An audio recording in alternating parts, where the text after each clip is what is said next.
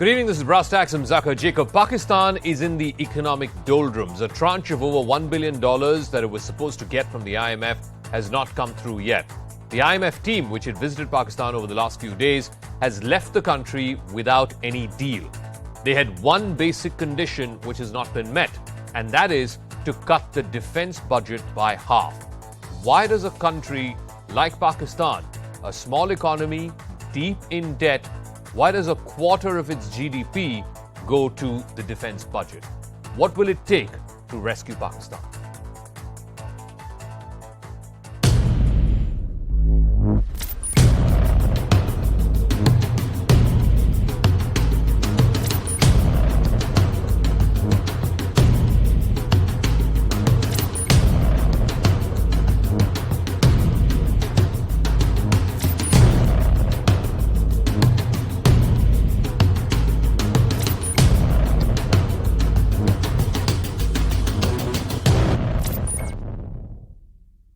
So a delegation from the International Monetary Fund landed in Islamabad towards the end of January. They were there to thrash out tough conditions which Prime Minister Shahbaz Sharif called beyond imagination. Despite 10 days of negotiations, Pakistan failed to get a bailout which would have helped the country from going broke. The talks hit a snag as both sides were not able to reach an agreement on external financing estimates and precise domestic fiscal measures.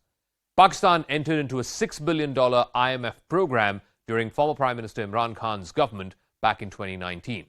That package was increased to $7 billion last year. Currently, the 9th review of the program is due for the release of $1.1 billion. So, where are things stuck? The impasse was largely over Pakistan refusing to accept the condition of a 10 to 20% cut in the defense budget, something it had committed to earlier. Officials told the IMF that they need more time and further consultations to review the defense budget. Pakistan's finance minister, in fact, had wanted to wait until the army chief, who's currently on a visit to the UK, returns, discuss it with him, and then get back to the IMF. But the IMF told Pakistan that their commitments cannot be trusted. This is purely going by their track record in the past. The IMF rejected this gradual approach that was a proposal from the Pakistan government, saying that everything has to be done up front if they need the latest tranche of over $1 billion. Pakistan's finance minister, in fact, requested the IMF mission chief to remove the condition of any cut in defense budget. And that is when the IMF team stopped the dialogue and left the country without signing any agreement whatsoever. Pakistan's current defense budget is at a whopping 1.8 trillion Pakistan rupees. Now, the commitment that has been made to the IMF, or the one that Pakistan was reluctant to make to the IMF, was to reduce it from 1.8 trillion to 1.2 trillion for the next fiscal year by June. Now, over the years, the Pakistan military has stretched its reach to run multiple businesses and various organizations. It employs retired military personnel who draw a salary from the source, but they also seek pension from the civilian pension pool. Apart from that, military-run businesses are exempt from any kind of federal taxes in Pakistan. Now, there are a lot of businesses involved here, almost like a modern-day corporation. The total annual revenue of commercial projects that are run by the Pakistan Army is nearly $26.5 billion. The Askari Bank and the Fauji Foundation are just two among hundreds of such commercial ventures which generate more than $10 billion of wealth annually. Pakistan's army is also the biggest real estate developer in the country, having over 50 different housing projects across the country. These are commercial housing projects aside of what is meant for service folks. They are also the biggest fertilizer and cement manufacturers in Pakistan, the biggest player in the field of wind and solar energy in the country. They're involved in import distribution and the processing of petroleum products. They own mines. They run several commercial healthcare facilities. They manufacture steel, furniture, consumer goods, pharmaceuticals, food products. You name it. The Pakistan Army has a finger in every pie. They also have a large network of schools and colleges across the length and breadth of the country as well, and control more than a dozen public sector enterprises. So how does the Pakistan military get away with such blatant commercial ventures? They run them under the charitable banners. There is, of course, the Askari Foundation, the Fauji Foundation, which is the Army's. The Air Force runs something called the Shaheen Foundation, and then there is the Navy's Bharia Foundation. While on the surface, the real purpose of these organizations is the welfare of service personnel. In reality, the very purpose of putting them under charitable organizations is to actually evade taxation. So the entire profit then gets transferred to the stakeholders, who are retired army generals. Now, with the generals getting richer, the people of Pakistan are falling deeper and deeper into despair. The economy has been taking one hit after another. It started with unprecedented torrential rains and floods last year. There were vast swathes of fields that were underwater, causing losses to the tune of $30 billion. The floods then in turn triggered an acute shortage of wheat. People were seen squabbling over subsidized bags of flour. Some were even seen chasing trucks that were carrying wheat flour. And then in January, there was a nationwide power outage which left nearly 200 million people without electricity for 2 days straight. Major cities, Karachi, Lahore, Islamabad, were all out of power for 12 hours plus. Authorities claim that the blackout was because of technical issues, but they have linked it to a massive fuel shortage across the country. And this is where these series of events has left Pakistan in a state of economic meltdown. Just look at the staggering numbers. The country's external debt reached $126 billion as of September 2022. Right now, even as we speak, Pakistan has just about $3 billion left in its forex reserves, which can barely cover a couple of weeks of imports. Inflation was at a 48-year high in the month of January. Thousands of containers of food items, raw materials, and other equipment were simply stuck in ports across Pakistan because the cash-strapped government had to curtail imports. It did not have enough forex to buy those imports. Pakistan's debt to GDP ratio is in the danger zone of 70%. 40 to 50% of government revenue is earmarked just for interest payments alone. Now, out of Pakistan's $27 billion of bilateral debt that it has one-on-one with other countries, a whopping $20 billion plus is just Chinese loans. Now, the IMF basically drew up a to-do list for Pakistan to get this latest tranche of $1.1 billion. It was part of that $7 billion that was agreed to when Imran Khan was Prime Minister. Pakistan was asked to cut its defense budget by 10 to 20% annually. But the generals and the political establishment are dragging their feet on that. The country was also told to declare assets of all the civil as well as military bureaucracies. They seem to have accepted this demand in total. The IMF has also told Pakistan that it needs to release a $300 billion mini budget. In fact, the Pakistani government has agreed to a $170 billion mini budget as of now. Pakistan was also told to counter circular debt to the tune of 900 billion rupees by imposing heavy taxes and levies on electricity, gas and energy tariffs. In fact, the Shahbaz Sharif government has increased power tariffs as a consequence. Another major demand was major amendments in finance-related laws in consultation with the IMF. So now Pakistan is considering introducing a new finance bill. In fact, last week, Pakistan's Prime Minister, Shahbaz Sharif, warned of tough times ahead as his government was seen to be struggling to comply with the IMF's conditions. Sharif has repeatedly pledged that his government will not default but will manage to secure a bailout from the IMF. That it's off the table for now at least because the IMF team has gone back. Sharif is now resisting the IMF's demand for increasing taxes as well as slashing subsidies because he's worried about a potential backlash ahead of general elections later this year. His predecessor and arch-rival Imran Khan has been claiming that Pakistan could very well follow in the footsteps of Sri Lanka, which ran out of money to buy food, fuel and other essential items sometime last year. And that caused a popular uprising which unseated President Gotabaya Rajapaksa. So what exactly happens if Pakistan is not able to get this latest tranche and if it goes on to default on its debt?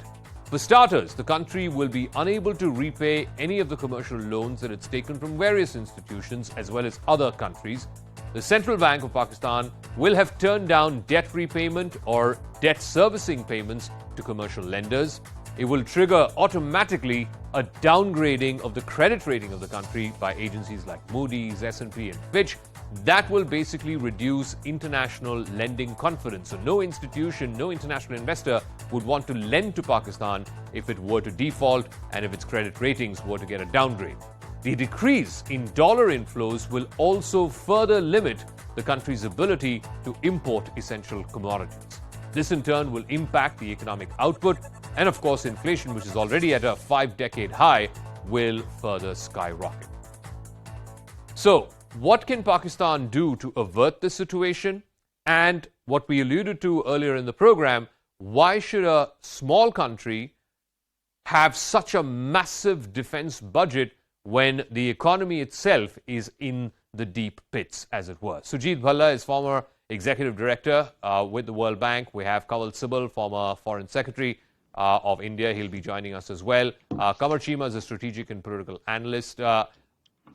Just one correction, Sujit Bhalla was formerly with the IMF. So, Sujit Bhalla, just walk us through, the conditions laid down by the IMF. This was part of the $6 billion, which then later became a $7 billion bailout package for Pakistan. One of the conditions, or at least this latest episode where this IMF team has gone back, not having agreed with the Pakistani government, was on the question of cutting down defense spending. How does a state justify this level of defense spending? Almost 20 to 25% of Pakistan's GDP goes into its defense budget. There are several fault lines with regard to Pakistan's situation, as well as its negotiations with the IMF. Now, one element in all of these negotiations is not just the economy, which, as you've documented, is not exactly in good shape, but also what its creditors are willing to do. Now, amongst its creditors, major creditor is obviously China. And with regard to China, there has been substantial documentation that China's loans to various countries, including Sri Lanka, Pakistan, etc., are shrouded in uncertainty. We do not know how much is being given and when and at what terms. One estimate is that at least that the actual Chinese loans to these countries, including Sri Lanka, are about double what they have stated to be. So I think you've documented the conditions are one aspect, but even if Pakistan was to admit to the conditions, and they are quite extreme in the sense of what Pakistan does not want to do, the approach is to get the funders, the creditors, like China, to come to the table. Now, Sri Lanka, you mentioned, has been in this situation for about a year now, since they wanted to get a loan. And the major stumbling block in the case of Sri Lanka, which still hasn't got its loan, even though the mission has been there for a year, and negotiations have been held and even approved, that it is at a standstill because China is not willing to lend them more money or come to the terms that are there. So all I want to point out, you may go and we can discuss what the situation is of the economy, but nothing is going to be achieved until they get the major creditors to the table to agree to the terms that the IMF would like Pakistan to So have. one of the major terms is to reduce the current defense budget of Pakistan, which is at 1.8 trillion Pakistani rupees, to bring it down to 1.2 and eventually to 1 trillion over the next couple of fiscal years. The Pakistani army, Kanwal Sibal, and explain this to us. I mean, it is actually like a multinational corporation. It runs cement, it runs steel, it runs mines, it has healthcare facilities, manufacturing furniture, consumer goods, pharmaceuticals. As one person said, the Pakistan army runs everything from making papads to pickles.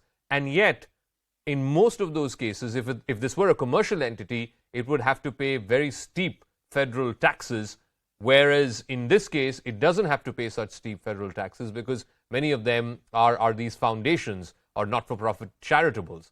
How does a country get away with that? I mean, wouldn't the people revolt against something like that? Well, if they haven't revolted, in the past, why would they revolt now? I mean, this is an open secret. Books have been written about this. I mean, you spelled out very well at the beginning of this program all the areas in which the Pakistan army is involved. So it's an open secret. And even the IMF and the Americans and others, they all know what the reality on the ground is. And everybody knows that Pakistan army is the real power in the country.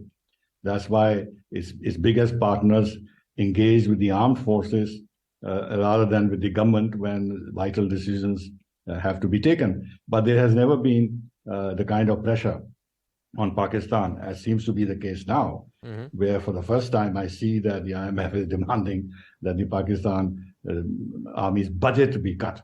And this is touching an extremely sensitive issue. And this cannot be done unless the Pakistan army is on board.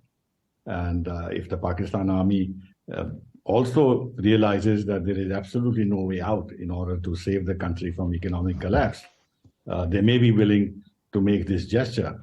But it is not a one-time gesture. There is going to be a progressive diminution of the budget of the Pakistan army. Then how do they then maintain this posture of extreme hostility towards India? Okay. And continue to build up their nuclear program, as we know, and continue to have these missile tests periodically. And they are buying a lot of submarines from Pakistan. They bought from China. They bought frigates from China. The other thing, of course, is that the Pakistan army is the main pillar of the BRI, or the CPEC in Pakistan.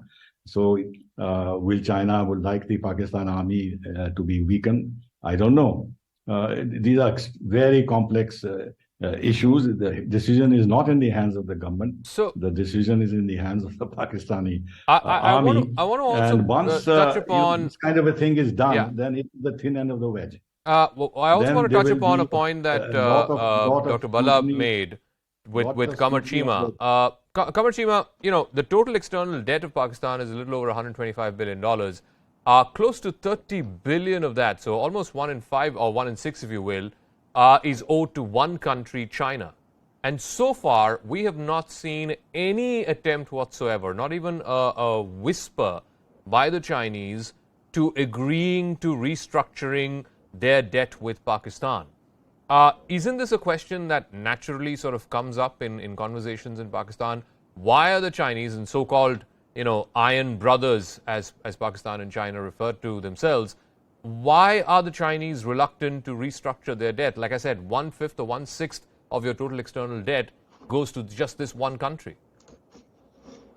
Well, I think that's a very significant question indeed, that why Pakistan is not getting debt moratorium from China while the Sri Lanka has got that for 2 years. That's a very important question. The second thing which I want to tell you is that obviously the problem with the Pakistan and the IMF is a credibility issue. The government of Pakistan needs to give assurances that whatever the IMF program that we will have, we will implement. Second, the foreign loans commitment by other nations is also a very serious challenge. So these are certain important things which obviously make a problem. And the China factor is important because the Chinese should have come forward for this debt moratorium, because at the end of the day, they understand that There are different figures. For example, the government of Pakistan says maybe $15 billion, some say $20 billion, and there is some news that there's a $30 billion Chinese debt on Pakistan. So obviously that's a challenge. But what referring to your point that the IMF is asking Pakistan to reduce or lower the defense budget. They may have told the CNN News 18 about that, but they have not told Pakistan about that. So Mr. Chima, the finance minister, I'm sorry, this is all over the Pakistani press, all right? Look, I don't want to get into a verbal sparring match with you, but the finance minister of Pakistan reportedly told the mission chief of the IMF, who was leading this IMF team, that look, the COAS, the Chief of Army Staff, is currently on a tour to the UK. We agree in principle to your terms, but we like to have a word with him. Why don't you wait till he comes back, and then we will sign off. And that's when the IMF team decided enough is enough, and they left.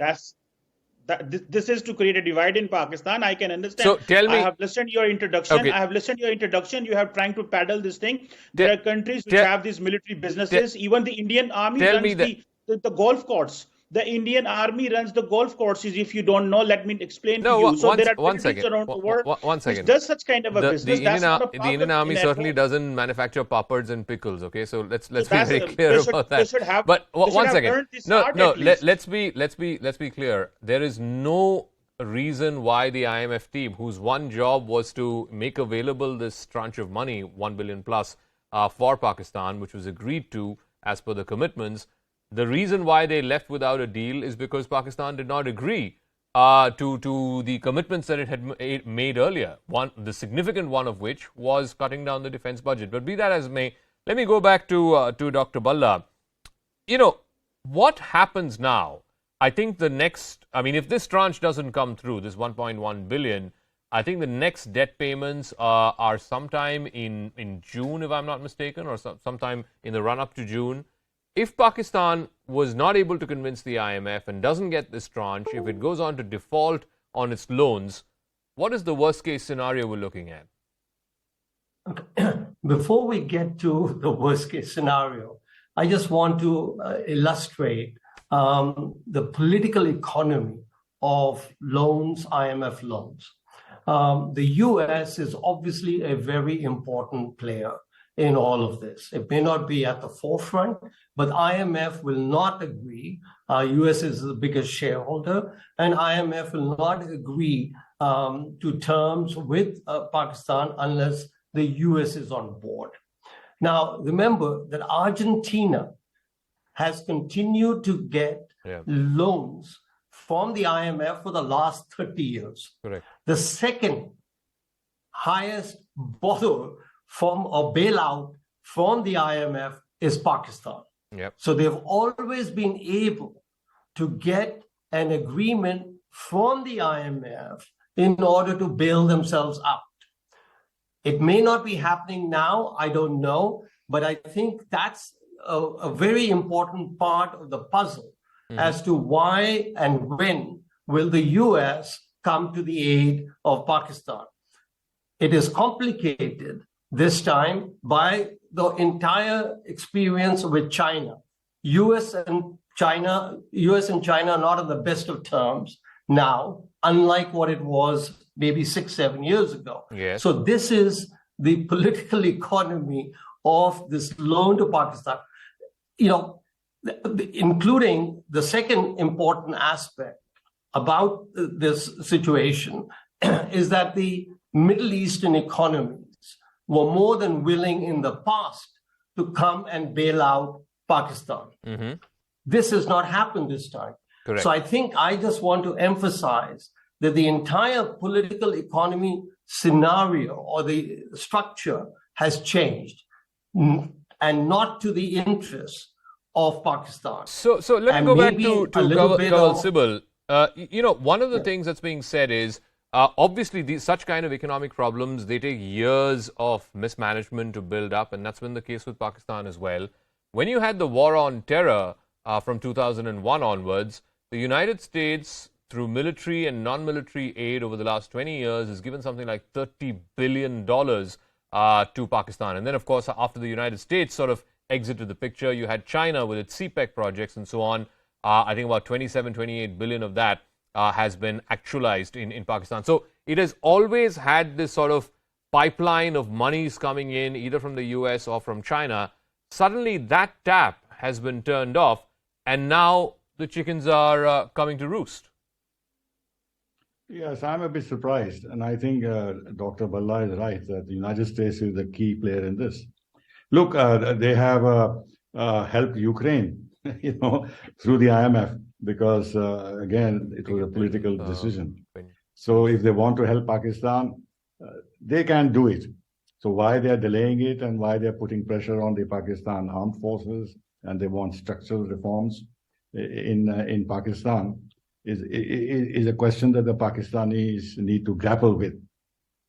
And I agree that part of the reason is that United States is also worried about the penetration of China into Pakistan.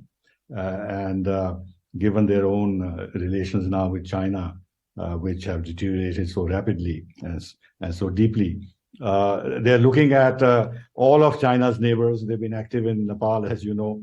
They're active in Sri Lanka, they're active in Maldives, and I think they maybe are redoing their sums in Pakistan. On the other hand, there are contrary signals where they have given $350 million for upgrading their F-16s. Yeah. They want some kind of a foothold in Pakistan to have a kind of an over-the-horizon capability to see what is happening on the terrorism front in Afghanistan. So I don't know how this will play out, but the surprise certainly is China, which has not come forward to bail out Pakistan. But I suppose the problem is so deep that China alone cannot handle it, and therefore they want the IMF to first actually see what can be done at the international level to restructure Pakistan and if you make look its at economy come back on a more reasonable and positive. In fact, if you look at what happened in Sri Lanka last year, the Chinese were not the first ones to come and agree to restructuring the debt.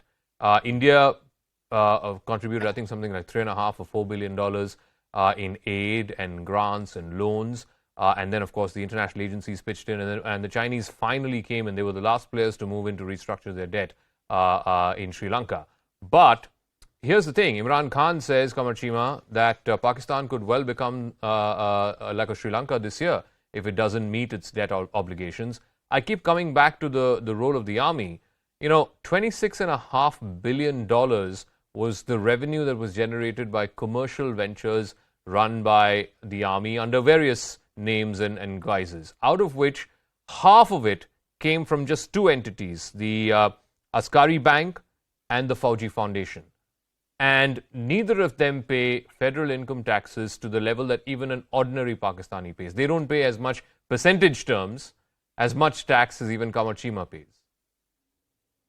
Well, I think as far as this question of the military's businesses is concerned, my understanding on that is that the militaries around the world, they do businesses, the Americans, the Turkish, the Iranians. This concept is known as Milbus, and people have written a lot on that. But just calling that the military source of all that fall of Pakistan, that's wrong. The political class inability to sit together and find out a solution, political solution. Right now, the biggest challenge in Pakistan, other than this economic crisis, is lack of the political consensus. The politicians don't want to sit on the table. The national parliament, the parliament is empty. The biggest party like Imran Khan, they have resigned and they are out of the parliament. Mm-hmm. So I think there's so, and then as you were mentioning, the American money which came like $30 billion.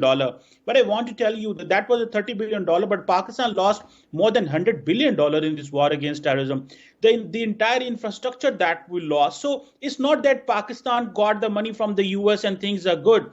The challenge in Pakistan is internal, and that challenge is political stability. And then at the end of the day, the political class need to reduce the expenses. All right. And they need to be sincere with the masses, and they need not to create jobs just I think for the winning story that best exemplifies what has been happening in Pakistan, I think I read a report a few days ago saying that a fleet of luxury cars have been imported for the political class in the middle of all of this, this record debt crisis that the country is facing. I think that best exemplifies the absolute and gross mismanagement of finances, public finances, that we've seen over decades, over generations by Pakistani governments and politicians. We'll leave it at that. Thanks very much to all our guests. We'll see how this story plays out. And like I said, we wish our neighbor well, because if Pakistan were to collapse economically, that is for sure going to have ramifications on all countries around the neighborhood, including India. We cannot be insulated from a collapsed economy right in our backyard. So let's move on to the other big story. A report from the UK Home Office has now identified, the report is called Prevent. This is how to prevent terrorist attacks. It has identified Islamist terrorism as the single biggest threat to the UK. It says anti-India rhetoric brought to the UK shores by Pakistani migrants is threatening the social fabric of certain communities. It's also got a significant warning on the Khalistan threat. So will this K2 problem, Kashmir and Khalistan, become a huge menace for Britain going forward?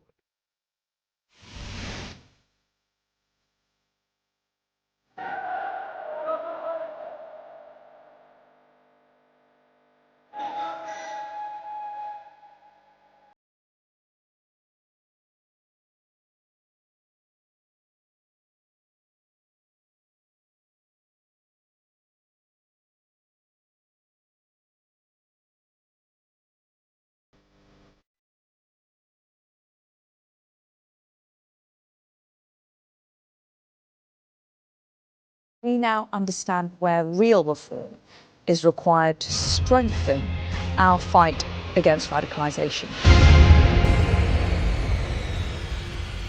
So the threat was flagged off by a review into the UK government's scheme set up to prevent terrorism. It's called Prevent. It warns that rhetoric from Pakistan is impacting UK Muslim communities when it comes to inflaming anti-India sentiment. This is particularly sensitive around the subject of Kashmir. It flags off that there is a Pakistani cleric in the UK with a substantial following who is openly calling for the use of violence in Kashmir. Flashpoints related to Kashmir also lead to a significant surge in interest from UK Islamists. There is no reason to believe that this issue will disappear, because Islamists will seek to exploit it further in the years to come. Now, there are examples of those who are convicted of terror in the UK who had first sought to fight in Kashmir, or in fact had already fought in Kashmir.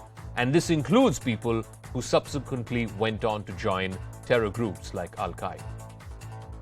Now, in the last few months, we've seen a series of incidents of violence in the UK which are aimed primarily at sending an anti-India message. In August of last year, fans from Hindu and Muslim communities in the city of Leicester clashed after India secured a win against Pakistan in the Asia Cup T20 tournament that happened in Dubai. Indian fans were reportedly marching on the streets and raising slogans, which some Muslim community members took exception to. Things got heated and both sides came to blows. Then in September, once again in Leicester, a Hindu temple was vandalized. The saffron flag outside the temple was pulled down. This was in full media glare, in full glare of the police who had gathered there as well. And there was a huge crowd of people who were cheering this on. And that same month, another unruly mob protested outside the Durga Bhavan. This was in Smethwick in Birmingham. They hurled bottles and crackers into the temple premises. Now, this is what has happened in the Tory regime, as it were, over the last few weeks and months. But for years now, MPs from the main opposition party, the Labour Party in the UK, have been needling the Kashmir issue. Back in 2019, Labour MP and then the leader of the Labour Party, Jeremy Corbyn, had tweeted that the situation in Kashmir is deeply disturbing and that human rights abuses that are taking place there are unacceptable. The rights of the Kashmiri people must be respected and resolutions implemented. The same year, the Labour Party passed an emergency motion on Kashmir calling for Corbyn to seek international observers to enter Kashmir and demand the right to self-determination. In 2020, Labour MP Zara Sultana wrote to the UK Foreign Secretary of that time, Dominic Raab, urging him to honour Britain's obligations to Kashmir and to call on the Indian government to recognise that Kashmir is a disputed territory. In August of 2021, UK parliamentarians held a debate on the political situation in Kashmir, during which Labour MP Sarah Owen compared the COVID-19 lockdown to the situation in Kashmir post the abrogation of Article 370. The UK review in Prevent was also significant because it warned about a rising threat from pro-Khalistanis. It calls on being mindful of pro-Khalistan extremism emerging from Sikh communities in the UK and a false narrative being disseminated by a tiny number of pro-Khalistan groups operating in the UK. Such groups are spreading misinformation that the UK government is colluding with the Indian government in persecuting the Sikh minorities. The narratives from such groups glorify violence carried out by pro-Khalistan elements in India. And there is praise for violence overseas and a simultaneous belief in a state-led campaign of repression domestically. This is a potentially toxic combination for the future. In fact, multiple so-called Khalistan referendums have been held across the world to demand the liberation of Punjab from Indian occupation and the establishment of a sovereign Sikh state. The first such referendum, in fact, took place in the UK, in London, in October of 2021. The referendum was held on the 31st of October, incidentally, to coincide with the day that Indira Gandhi was assassinated back in 1984 for ordering Operation Blue Star. Another round of Khalistan referendum was held in January of 2022. This was in Luton and in Leeds. According to Sikhs for Justice, a banned organization, there was a huge turnout for both these referendums in the UK. So, what exactly explains the Khalistani revival that we are witnessing in the UK and different parts of the world? The biggest reason happens to be that Pakistan and the ISI are desperately trying to revive the movement after the abrogation of Article 370 in Jammu and Kashmir. There is heightened security in Jammu and Kashmir, which is why they are turning to Punjab to create unrest. Pakistan is tapping into Khalistanis as it faces global scrutiny over harboring Kashmiri terror groups. The movement is also getting ideological support from Sikhs who are living in Canada, UK, Australia, and the United States. The ISI is also trying to persuade Sikhs who are coming to Pakistan to visit the Kartarpur Sahib. Meanwhile, the UK Home Secretary Suella Braverman told the House of Commons that she intends to swiftly implement all of the recommendations from the Prevent Review. I am committed to delivering wholesale change to Prevent, to ensure we are taking every possible step to protect our country from the threat posed by terrorism. More will be done to disrupt radicalisers and extremists, and we will deliver better training and guidance to improve understanding of the ideological nature of terrorism. Britain is a tolerant, welcoming and open society. For everyone to feel at home here, extremism must be rooted out. So joining us on the Talking Point, RP Singh is BJP spokesperson. Aarti Tikku is founder and editor-in-chief of The New Indian. Waseek is a writer and commentator. RP Singh, this is what the report says, and I quote, increasing rhetoric from Pakistani immigrants into the UK is impacting UK Muslim communities when it comes to anti-India sentiments, particularly around the subject of Kashmir. Many of these immigrants are from Mirpur, which is in the Pakistan-occupied Kashmir. There are examples of convicted terrorists convicted in the UK who had first fought in Kashmir. Subsequently, many of them even joined Al-Qaeda. So finally, are we getting a very, very real realization of the threat of Islamist terrorism, as this report put it, to the social fabric of the UK? Well, Zaka, it is late in the day, but good they have acknowledged it. But issue is not acknowledging is going to help. On the name of freedom of speech, on the name of free society, you can't allow snakes to be there in your society who are ultimately going to bite you. And now the question is, the report is there, what about the action? We all know that Pakistan has a K2 policy. They have deputed a colonel level officer also to look into the K2 policy, Kashmir and Khalistan. And they use people in UK or other countries also, especially with those Khalistan, to provoke them and then fund them and provoke them against India. Although Khalistan has no roots in India, they can't find any ground in India, but yes, they are creating disturbances in UK, in Canada, in Australia, we have recently seen. But the problem is when they go overboard and then they vandalize temples or paint graffitis of Khalistan or the Islamists vandalize temples on name of religion, which is harming the harmony Correct. of their society. Correct. Not here. It's not affecting that much to us. It will ultimately affect us also, but it's affecting more right now in the UK society is disturbing their harmony. Yeah, so this they need to K2 be more problem, aware which if RP they want Singh to flagged maintain- off, and it's there in the report as well, Kashmir and Khalistan. And I want to ask Aarti Tikku this. The weaponization of the Kashmir issue by Pakistanis or immigrants into the UK, it's been seen with instances where some in the Pakistani diaspora are using it to stir up anti-India sentiment. There's also been an attempt to gain support for the sentiment of certain elements within the Sikh community for a separate Sikh land called Khalistan, away from quote-unquote Indian occupation, as this report puts it, and to present this narrative that India is an oppressor of minorities, whether they be Muslims or whether they be Sikhs. How concerned are you that this is going to potentially pose a problem, not just for Britain, of course, that's why this report is flagging it off, but this could potentially pose even a problem in the bilateral relationship? Or is the bilateral relationship insulated from this? It certainly is going to affect the bilateral relationship for sure.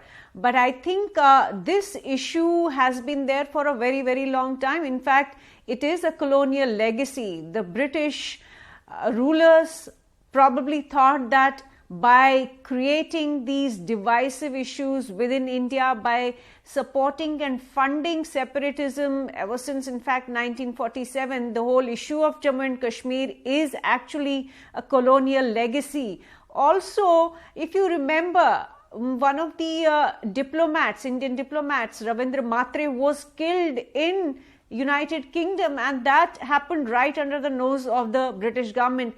Do you think that this happened without the knowledge or approval of the United Kingdom? No, absolutely not. Okay. The problem is that the United Kingdom's deep state, the bureaucracy, and the racist colonial mindset that some of the sections of British government and British bureaucracy have carried on for all these decades is actually now facing the monster that it created. Well, if you also remember, Hizbul Mujahideen, Lashkar-e-Taiba, the leaders of these terror organizations were freely, openly roaming in United Kingdom and raising funds for terror in Jammu and Kashmir. So there's nothing new except for the fact that India probably did not have the economic might earlier to question, to challenge the United Kingdom. But today, now that we have replaced United Kingdom as the fifth largest economy in the world, India has both leverage, India has the might to challenge, to question United Kingdom, which is actually now dependent on our kindness, our magnanimity for having a trade, good trade FTA, relationship, which might help.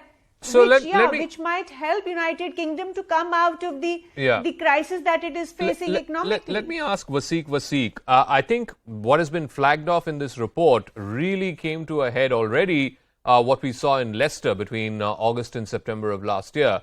First, it was on the 28th of August. This was basically a clash between Hindus and Muslims over a cricket match in which India won and Pakistan lost. But subsequently, in the middle of September, it flared up into something much bigger. There was a protest rally that was taken out first, and then subsequently this image, and I'm showing this, I don't know if you can see this on your screen, but our viewers surely can, this image of somebody pulling out a saffron flag from a temple there in Leicester, and it took the Leicester police 3 whole days to get a handle on the situation.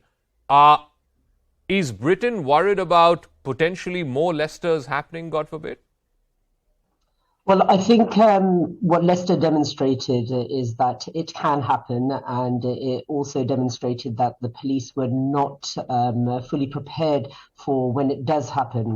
What we saw in Leicester shows that Islamists from different regions in the UK can quite easily mobilize themselves to combat a so-called common enemy, and in this case it was the Hindus. Unfortunately.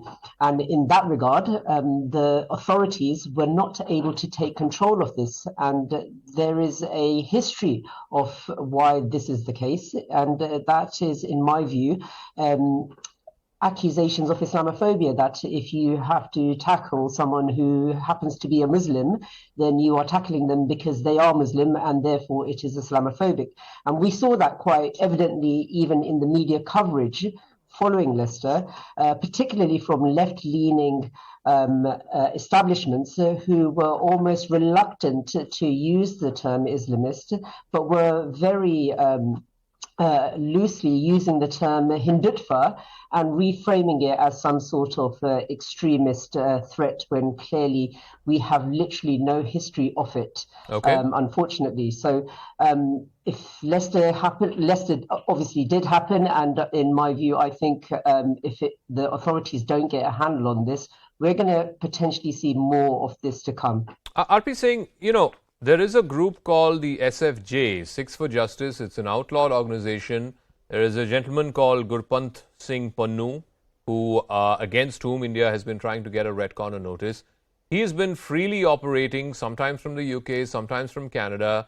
What is the government of India doing diplomatically to ensure that this banned organization and people associated with this banned organization do not get a leg up in the UK or Canada or wherever else for that matter, undermining India's national interests? I mean, as Aarti Tikku said, today we are the 5th largest economy. We can demand from countries like Australia or Canada or UK, where we are seeing the remnants of this Khalistani, so-called Khalistani sentiment, we can demand that those governments shut this down. It is a law and order problem, and law and order is something that they need to take care of.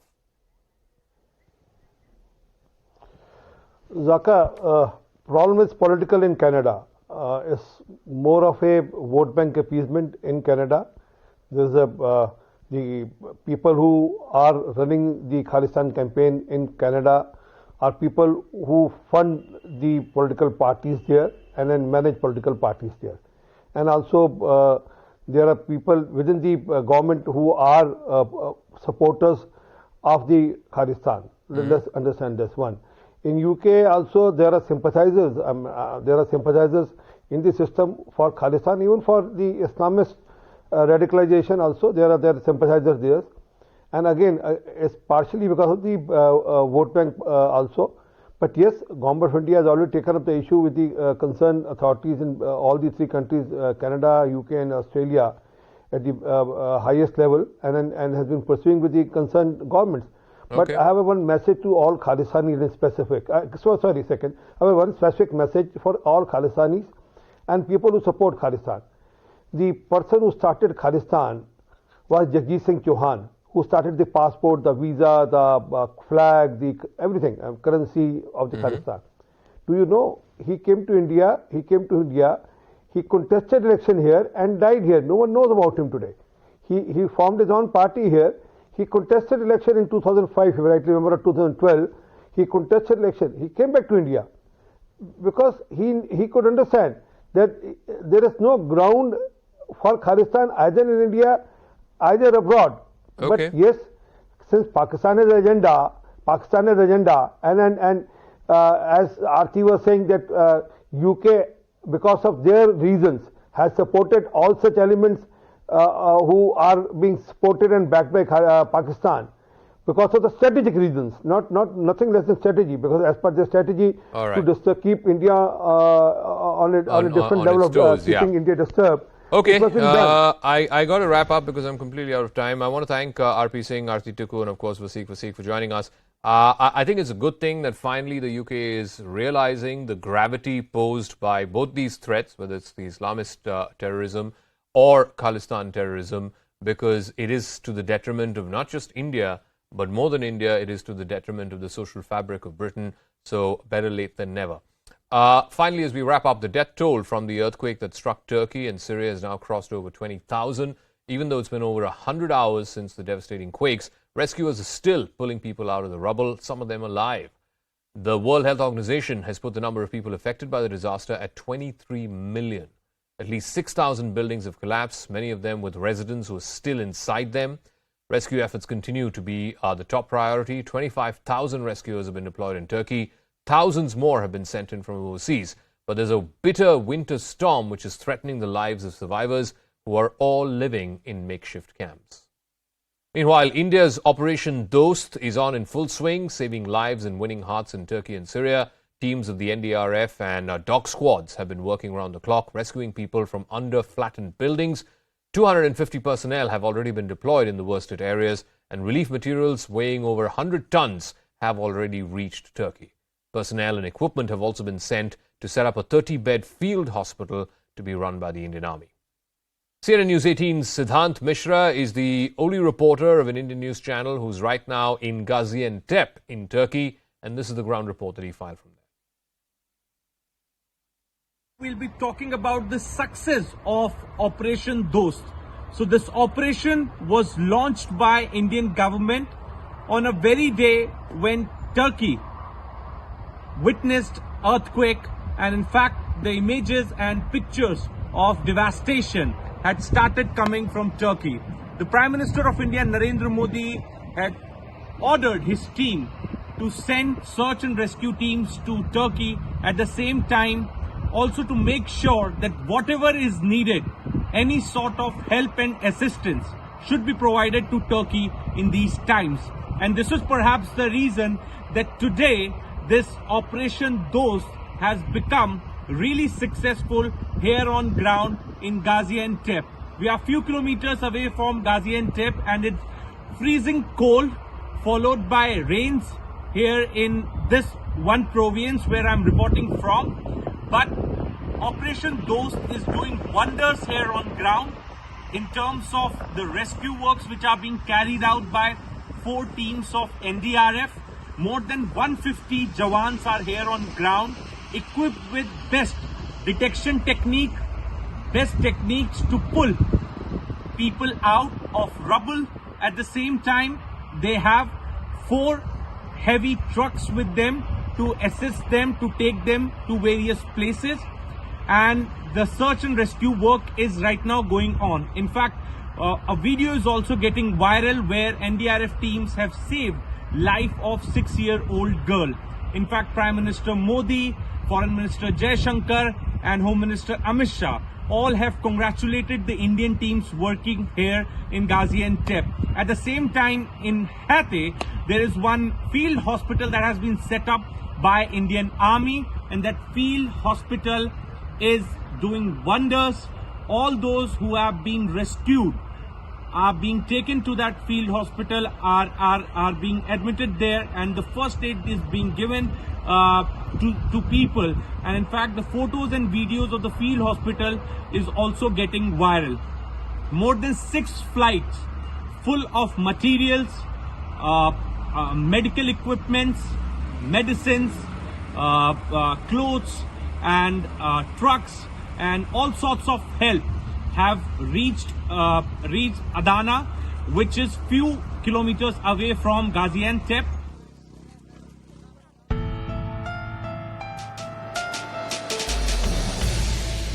Till now we were getting to you the most factual, the most accurate and the most detailed coverage of the situation post the earthquake in Syria and Turkey.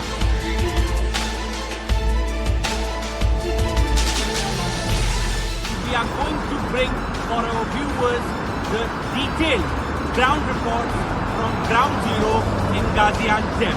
Stay tuned with CNN News 18.